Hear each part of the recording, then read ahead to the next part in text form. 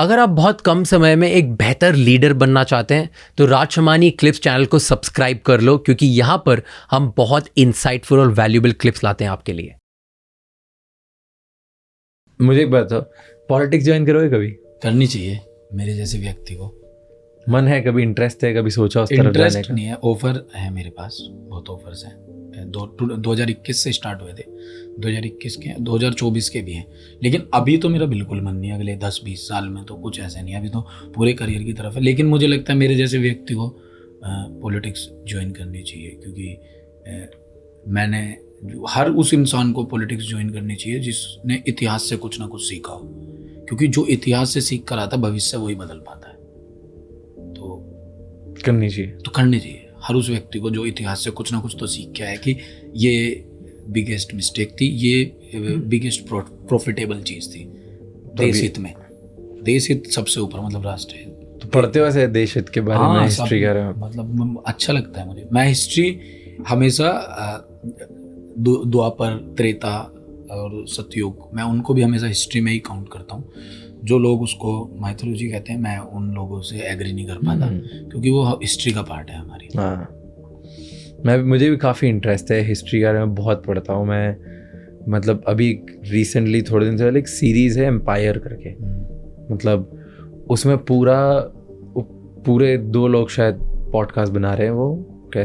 वो पूरा बताते हैं कि कैसे ब्रिटिश राज इंडिया पे आया, कैसे इंडिया को उन्होंने तोड़ा, किस नब्ज़ को पकड़ के तोड़ा, क्या प्रॉफिट किया, क्या लॉस किया। तो मेरे को बड़ा इंटरेस्ट आता है, वो पूरी सीरीज सुन के खून खौलता है, पर इंटरेस्ट आता है समझने में कि यार ये हुआ कैसे, क्योंकि इतना बड़ा भारत और इतना हम वर्ल्ड में इतने बड़े कंट्रीब्यूटर्स थे, हमको कहीं का नहीं छोड़ा इन्होंने, तो कैसे नहीं छोड़ा।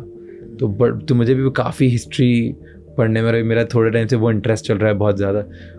इतना इंटरेस्टिंग है ना, कभी आपको टाइम मिले तो सुनना कि कैसे मतलब पूरा ब्रिटिश राज हिंदुस्तान पे आया, कैसे हुआ, क्या मैंने पढ़ा है थोड़ा बहुत। हाँ, मतलब वो इतनी डिटेल में है कि कौन से राजा से उन्होंने कैसे करके निगोशिएट करके तोड़ा उस राजा को। अच्छा। कौन से राजा को पैसे से छीना, कौन से राजा को दबदबा करके छीना, कौन से राजा को मजबूरी में छीना।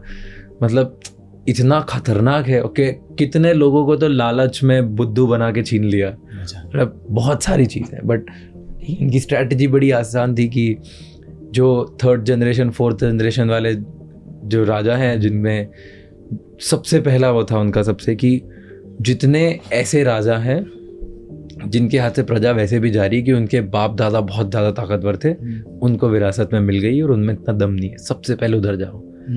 तो मतलब उन्होंने इतना स्ट्रैटेजिकली सोच के कि ऐसे लोगों के पास जाएंगे, ऐसे लोगों के पास जाएंगे, फिर ऐसे लेवल बना रखी थी कि 5 स्टेप में इंडिया को कैसे जीतना है। काफ़ी इंटरेस्टिंग था। ओके, तो पॉलिटिक्स में जैसे आपने बोला ऑफर्स आते हैं, तो क्या ऑफर? चुनाव लड़ने के होते हैं, पार्टी ज्वाइन करने के। अच्छा, कि एमएलए की टिकट ले लो, लड़ लो, एमपी की टिकट ले लो, लड़ लो, ऐसा ऐसे ही होते हैं।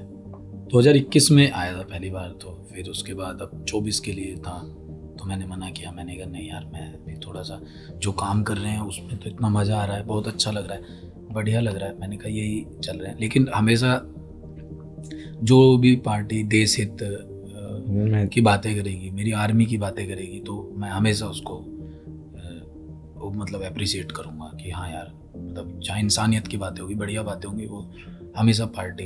बट ऐसा नहीं लगता है यंग हो तो यंग लोगों को पॉलिटिक्स ज्वाइन करना चाहिए आज की तारीख में? हाँ बिल्कुल करना चाहिए, लेकिन उसके लिए एक विज़न भी तो होना चाहिए ना आदमी का। मेरा विज़न कंटेंट में और क्रिएशन में इतना ज़्यादा है कि मेरा उस चीज़ की तरफ नहीं जाता। अभी नहीं सोच पाता मैं उस हो सकता है 5 साल 10 साल 15 साल बाद कुछ सोच लूँ, कुछ एकदम बात बन जाए। शायद जो मेरी अभी कंडीशन है वो शायद रहे भी ना, क्या पता मेरा बहुत बड़ा नाम भी हो जाए, क्या पता मेरा जैसा नाम है वैसा ही रहे कंटिन्यूसली। उससे मुझे फ़र्क नहीं है, बस फ़र्क इतना है कि कुछ अगर चीज़ ऐसी मिल गई कि हाँ देश के लिए कर सकते हैं तो ज़रूर करेंगे।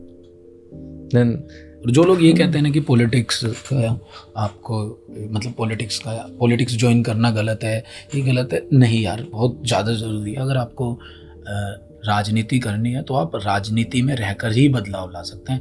बाहर से तो आप कुछ भी नहीं कर सकते। बाहर से तो आप एक हिस्सा हैं, आप एक एप्लीकेशन भी देंगे, उसकी भी वैल्यू नहीं है। ओके, लास्ट 2-3 क्वेश्चन पूछता हूँ। एक इंटरनेट पे चलता है कि cringe content versus not cringe content, कि तो आपके हिसाब से क्या क्रिंज कंटेंट होता है? मेरे हिसाब से तो कुछ भी नहीं है, क्योंकि लोग है ना, कुछ लोग मेरा कंटेंट देख के बोलेंगे क्रिंज है, कुछ लोग डांसर्स को देख के बोलते हैं क्रिंज है, कुछ लोग आपको देख के बोलेंगे क्रिंज है, कुछ लोग बोलेंगे कि मोटिवेशन स्पीचेस को देख के संदीप माहेश्वरी जी को बोलेंगे बोले वो क्रिंज है। मतलब हर किसी को कोई ना कोई क्रिंज बुला रहा है और हर किसी को कोई ना कोई सपोर्ट कर रहा है। तो आपके हिसाब से क्या लगता है कि क्रिंज कंटेंट क्या होता है? भाई सबकी अपनी डेस्टिनी है, सब अपने अपने ना हिस्से का काम कर रहे हैं, ठीक है। हम तुम क्योंकि आसान है ना बोलना बहुत ज़्यादा, यही तो एक ऐसी चीज़ है जिसमें पैसे नहीं लग रहे। आज ही आप कह दो कि एक अक्षर बोलने के 10 रुपये देने होंगे, बोलना बंद कर देंगे सब। तो ठीक है, कुछ चीज़ें ऐसी होती हैं जो आपको देखकर लगता है कि ये क्यों हो रही हैं, ये तो नहीं होनी चाहिए, ये तो लाइन क्रॉस है, ये तो चीज़ें क्रॉस हैं। लेकिन जब बात आती है कंटेंट की, तो मैंने स्टार्टिंग में ही बोला था, ये सारे का सारा खेल रिलेटेबिलिटी का है। अब अगर मैं वेस्ट यूपी की भाषा में कोई कंटेंट बना रहा हूँ तो उसे वेस्ट यूपी वाले बहुत प्यार दे रहे हैं, सपोर्ट दे रहे हैं, लेकिन आपके शहर में कोई कह रहा है यार हमें तो समझ ही नहीं आती, तो इसका मतलब ये नहीं है कि वो ख़राब चीज़ हो गई। ये आपको समझना होगा कि वो आपको समझ नहीं आ रही, आपके जो सर्कल है उस सर्कल में वो बैठ नहीं पा रही, बट इसका मतलब वो नहीं है ख़राब है वो। अब अगर मुझे किसी भाषा का कोई कंटेंट समझ नहीं आ रहा, या जो आप चीज़ कर रहे हो मुझे वो समझ नहीं आ रही, तो वो ख़राब नहीं हो सकती, वो बेकार नहीं हो सकती, या वो जो आपने बोला वो नहीं हो सकती।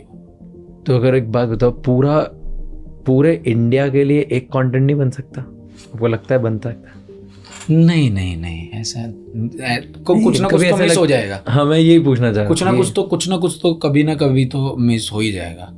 कभी जैसे एक लार्जर ऑडियंस के लिए बन सकता है। हाँ, मतलब मैं पूरे इंडिया के लिए नहीं होगा, बट एक मेजॉरिटी के लिए। जैसे एक्शन फिल्म्स जब बनती हैं तो वो ज़्यादा इसलिए देखी जाती हैं क्योंकि ईगो बहुत सेटिस्फाई होती है उसमें। हाँ, जैसे RRR, बाहुबली, ये सब में चल जाती है। अच्छा, मैंने सारी ये फिल्म्स RRR भी देखी है मैंने, बाहुबली भी और पुष्पा भी देखी। मैं तो सच बताऊँ मुझे पसंद आता है, मैं ना, मेरे को तो बहुत पसंद आता है। मैं लॉजिक सिर्फ वहाँ पर ढूंढने की कोशिश करता हूँ जहाँ पर मैं लॉजिक ढूंढ सकता हूँ, बाकी तो। अरे बाहुबली तो मेरी फेवरेट मूवी है भाई, मैं 10 बार देख ली। मतलब मैं जब मेरे पास कुछ नहीं होता था बाहुबली देख लेता हूँ। तो मैं यही बता रहा हूँ कि मे बी जब वो फर्स्ट टाइम आई थी तो मैं कुछ रिलेट नहीं कर पा रहा था, बट मुझे मज़ा बड़ा आया। तो ऐसा कंटेंट बनाने का कोई फॉर्मूला या कोई 1-2 ट्रिक है जो लोग देख रहे हैं, अगर उनको कंटेंट क्रिएटर बनना है, कि आप लार्ज बड़ी ऑडियंस के लिए कैसे बना पाओ? उसका तो सबसे वही है रिलेटेबिलिटी, कि आपको जो चीज़ ऐसी पता है ना कि हाँ यार ये चीज़, जैसे कि एक टाइम था कि जब मैंने स्टार्टिंग में ना क्रिकेट के ऊपर वीडियो बनाई थी, फिर बहुत सारे लोगों ने क्रिकेट के ऊपर वीडियो बनाई थी क्योंकि वो क्रैक हो गया था कि ओ क्रिकेट चलता है। जब देसी वीडियोस मैंने उस टाइम पे बनाई थी, जब मैं दिल्ली की गलियों की बातें, यूपी की गलियों की बातें करता था, उस तरह की चीज़ें करता था, तो एकदम से लोगों को समझ आया, अच्छा भाई अगर आप ज़्यादा वेस्ट को दिखाओगे, इधर उधर को दिखाओगे तो लोगों को नहीं आ रहा पसंद, लोग ये देखना चाह रहे हैं, तो वो एक वैसा एक वर्जन मिल जाता है। लेकिन देखो, जो सफलता है ना वो ना 2 चीज़ों के ऊपर बहुत टिकी हुई है आपकी। एक, आपको सफलता पानी है क्योंकि आपके अंदर वो बात है। एक सफलता आपको पानी है कि आपके सामने कोई सफल हो गया, अब आपको उसके जितना सफल होना है। एक 20 साल के बच्चे ने सोचा कि मैं तो यूट्यूबर बनूंगा, और उसने सब स्टार्ट कर दिया, सारी चीज़ें कर दी, उसने उसमें 3-4 साल दे दिए। एक 3-4 साल उसने इसलिए दिए हैं क्योंकि उसको वो करना है, चाहे हो या ना हो, लेकिन उसको ये करना है। अगर YouTube से नहीं होगा तो वो थिएटर के जरिए कर लेगा, थिएटर से नहीं होगा तो कहीं ना कहीं उसको क्या कहते हैं, ऑडिशन दे के कर लेगा, कहीं ना कहीं से वो कर लेगा। एक है कि अच्छा इसने ऐसा किया, अब मैं भी ऐसा करूँगा, वो 3-4 साल उसी में दे देता है। 24 साल 25 साल उसकी उम्र हो गई, पढ़ाई की भी उम्र निकल गई, आधी चीज़ की वहाँ पर भी निकल गई।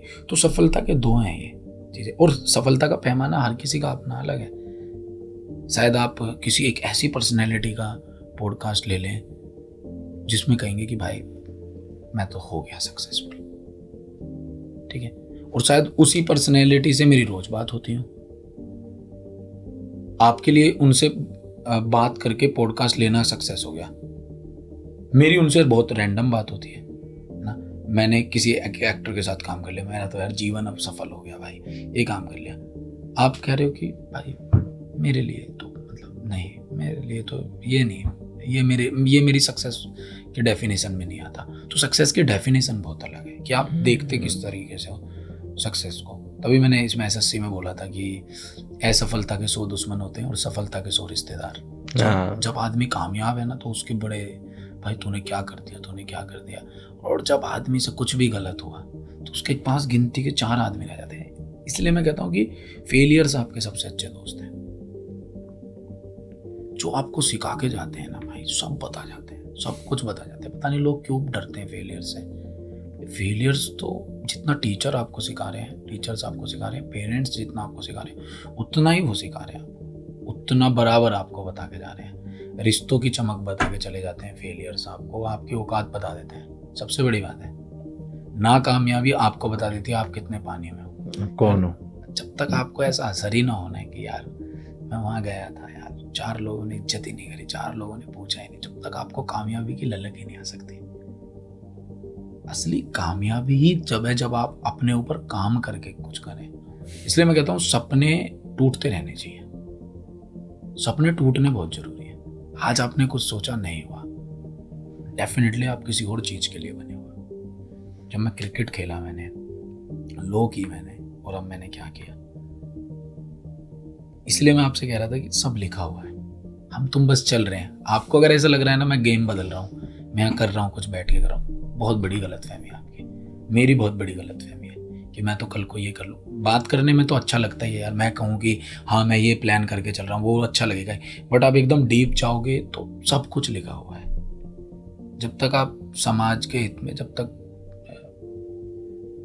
लग रहा है भोले बाबा को कि ये इतना आपकी ड्यूटी यहाँ तक है, आप कंप्लीट करो।